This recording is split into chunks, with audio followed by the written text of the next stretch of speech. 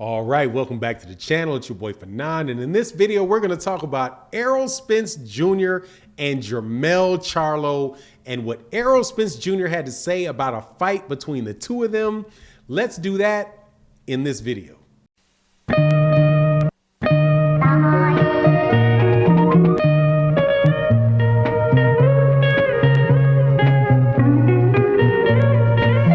Welcome back to the channel. It's your boy Fanon, man, and I'm going to have a really good time doing this video. Errol Spence Jr. is my dude. I'm serious, man.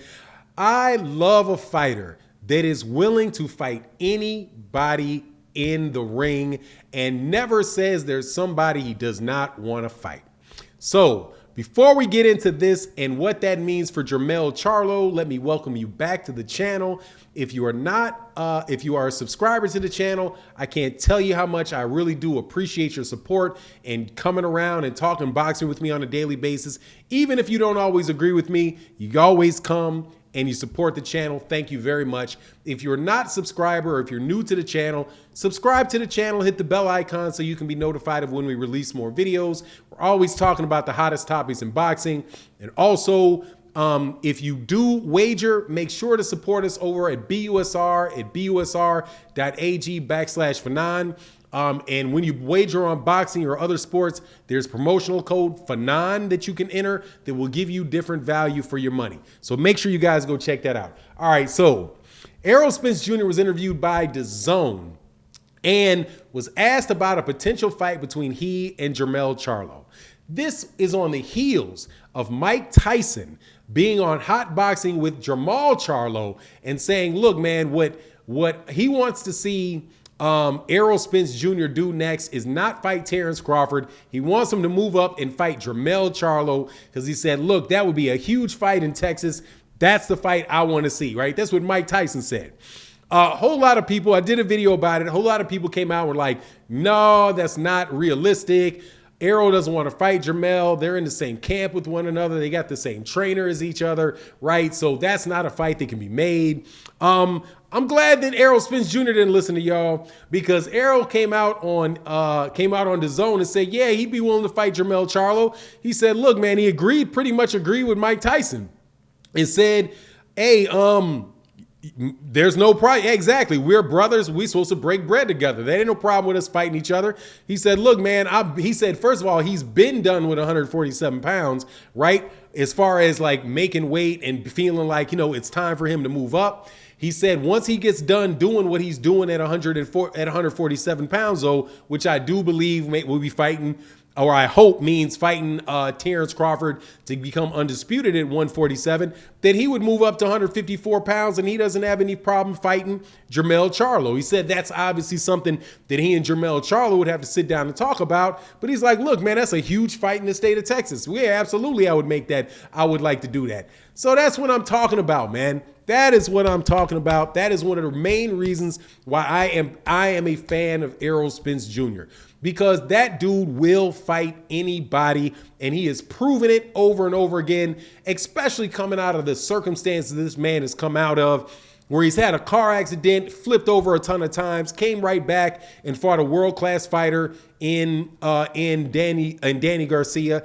Before that, he was trying to set up a fight with Sean. He actually fought Sean Porter, but before he actually fought Sean Porter, he was trying to fight Sean Porter when he had the Mikey Garcia fight. But for whatever reasons, and this is coming out of the mouth of Sean Porter said, look, if this fight happens between me, it doesn't happen between me and Errol Spence Jr. next. And he said that when he got out of the ring after beating Danny Garcia for the WBC belt, he said, if this fight doesn't happen between me and Errol Spence Jr. next, understand it ain't my fault. It ain't Errol Spence Jr.'s fault. It's just what it is if the fight doesn't happen next. So he was saying, hey, man, it wasn't in the plan. And that's why he fought Mikey Garcia.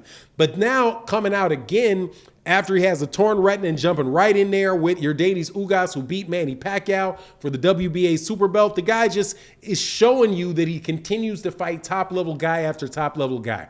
The only type of criticism that he gets from people about whether or not he's willing to fight guys is about the Terrence Crawford fight. And it's my standpoint that number one, he can't duck Terrence Crawford when he's fighting for other championship belts in the same division. And he said a while ago what his plan was to clean up his side of the street and then go for Terrence Crawford. And just recently he also said that he hopes that fight can still get made and hopefully they can get something on the table, some deal on the table to make that fight, right? But if he gets past Terrence Crawford, or he doesn't fight Terrence Crawford, or for some reason the Terrence Crawford fight doesn't happen next, to say that he would move up there and fight Jermell Charlo in a huge fight in Texas, that's what I'm talking about. He's not doing the "that's my friend, I'm not going to fight him" type of stuff that some fighters would say, right? Like, no, because that's what most times that you hear guys are friends and they don't want to have a fight. It's because it's a tough fight. Those guys are not brothers, literally like the Klitschko brothers, who could say they didn't want to fight each other because they were literally have the same mother and father. And, you know, that's a real hard thing to do, right?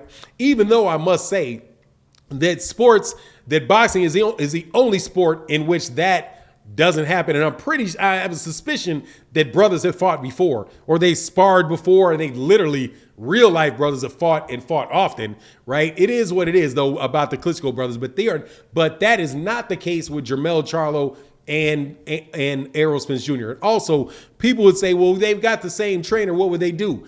Dude, easy. One of the guys would get a different trainer for that fight. That's what happened when Sergey Deverenchenko, I believe it was Sergey Deverenchenko fought Daniel Jacobs. Sergey Deverenchenko was not going to sidestep an opportunity to fight Daniel Jacobs. So he said, look, Andre Rozier is going to be in the corner for Daniel Jacobs. I'll get another trainer for that, for that particular fight. And it is what it is, right? It's just gonna happen that way, right? It's not like the trainer is in the situation that say Floyd Mayweather Sr. was when Oscar De La Hoya and Floyd Mayweather Jr. fought, right? Because prior to that, Floyd Mayweather Sr. was the trainer for Oscar De La Hoya. But obviously, when Oscar De La Hoya fought his son, he stepped out of the corner, right? And it's just he had to step out. Derrick James is not in that situation. Derrick James has one guy that he's been with a lot longer than the other guy. I would suspect, and it's just me, what I suspect is that Derrick James, who number one doesn't say who guys fight. And he's like, whoever my guy wants to fight, that's who I'm going to train him to fight.